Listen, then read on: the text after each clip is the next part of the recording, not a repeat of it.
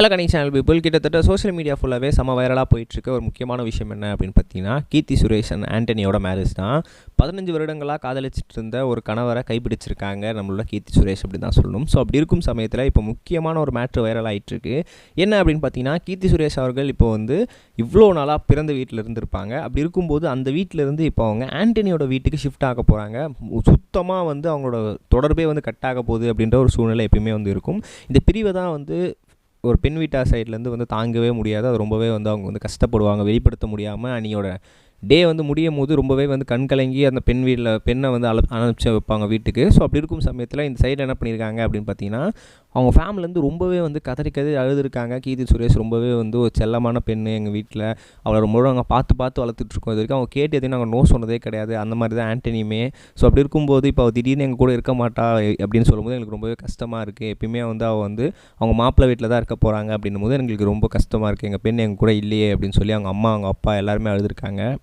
So இதை பார்த்து கூட இருந்த ஆண்டனி அவர்கள் உடனே என்ன பண்ணியிருக்காரு அப்படின்னு பார்த்தீங்கன்னா, இந்த மாதிரி விஷயத்துக்கு நீங்கள் அழ வேண்டிய அவசியமே கிடையாது.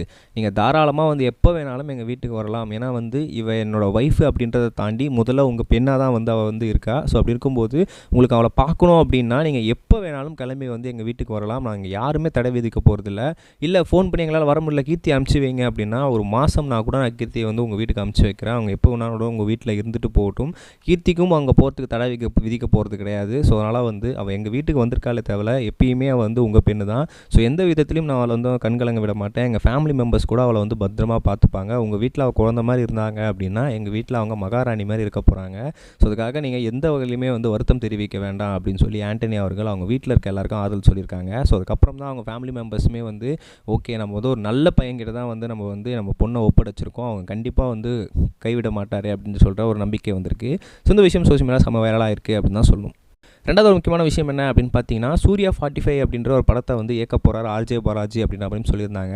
கிட்டத்தட்ட மிகப்பெரிய ஒரு வாய்ப்பாக தான் அவருக்கு எல்லாருமே பார்க்கப்படுது. ஆர்ஜே பாலாஜியோட க்ரோத் படிப்படியாக பயங்கரமாக இருந்துகிட்டே இருக்குது. அவரோட படங்கள் எதுவுமே பெரிய அளவில் தோல்வி அப்படின்ற ஒரு நெருக்கத்துக்கு கூட போகலை.